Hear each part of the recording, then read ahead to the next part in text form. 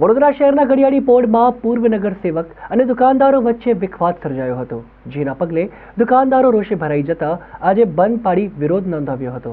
વડોદરાના અતિ બરચક એવા 4 દરવાજા વિસ્તારમાં આવેલા અંબે માતાજીના મંદિર વિસ્તાર દબાણોના પગલે પૂર્વ નગરસેવક અને દુકાનદારો વચ્ચે વિખવાદ સર્જાયો હતો। જો કે પૂર્વ નગરસેવકની વધતી જતી દખલગીરીના પગલે સ્થિતિ વણસતા સ્થાનિક દુકાનદારો દ્વારા આજે દુકાનો બંધ રાખી વિરોધ નોંધવામાં આવ્યો હતો। જો કે શુક્રવારે આ મામલે બનેલી ઘટનાના સીસીટીવી પણ સામે આવ્યા છે।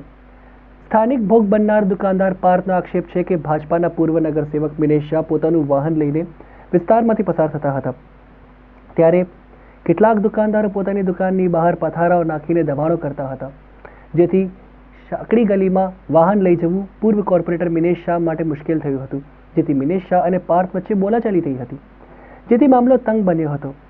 હવે આને લઈને સ્થાનિક વેપારીઓ દ્વારા દુકાનો બંધ રાખીને પૂર્વ નગરસેવક સામે વિરોધ નોંધાવ્યો હતો। જો કે વિસ્તારના બજારો બંધ થતાં ખુદ પૂર્વ નગરસેવક મિનેશ શાહ દોડી આવ્યા હતા અને જણાવ્યું હતું કે વેપારીઓ દુકાનોની બહાર દબાણો કરે છે અને પથારાઓ પણ મૂકે છે, જેથી વાહન લઈને જવું મુશ્કેલ પડે છે।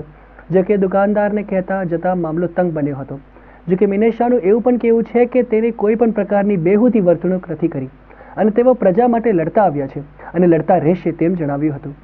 જ્યારે અન્ય વેપારી વિપુલે જણાવ્યું કે કેટલાક દુકાનદારો દુકાનોની બહાર દબાણો કરે છે, જેને લઈને દરરોજ સમસ્યા સર્જાય છે। સમગ્ર મામલામાં એવું હતું, કાલે જે બનાવ બની ગયો, જે મારા ફાધર જોડે બાલકૃષ્ણભાઈ દવે એમની જોડે ઘટના બનેલી છે, વોર્ડ નંબર 14ના પૂર્વ કાઉન્સિલર મિનેશભાઈ શાહ અહીંયાથી એમનું આવું એમને રસ્તો નથી મળ્યો। આગળ જે પથારો લાગે છે ભાઈએ કીધું કે ભાઈ મારો સેટ છે નહીં, આવે એટલે હું હટાવી દઈશ। સીસીટીવીમાં દેખાય છે અને મારી પાસે પ્રૂફ છે, એટલે પ્રૂફ છે તો જ મારી બોલાશે, નહીં તો હું તમારી સામે આવવાની મારી કોઈ તાકાત જ નથી। મારી પાસે એવિડન્સ છે, પ્રૂફ લઈને હું બેઠો છું। જે મિનેશભાઈ એવું કહે છે કે મને લાત મારી છે, એવા મારા કેમેરો અહીંયા લાઈવ છે। એક આ કેમેરો મેં મીડિયામાં પણ વિડીયો મોકલ્યો છે, તમે જોઈ શકો છો।